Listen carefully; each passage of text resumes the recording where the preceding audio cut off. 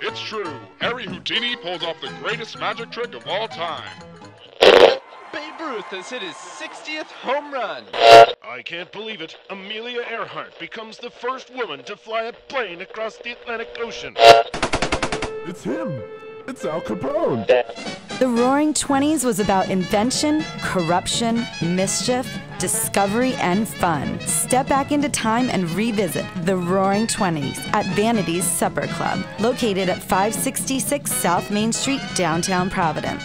Vanity is an underground speakeasy inspired by New York City supper clubs, featuring dinner and dancing with a mature, elite, upscale clientele. Come dine from 5 to 10 p.m. and then stay and dance during our Nightlife Society until close, featuring live DJs, celebrities, and national entertainers. Check out Vanity's 5 at 5 menu from 5 to 7 p.m. Tuesday through Friday. For more info, visit VanityRI.com.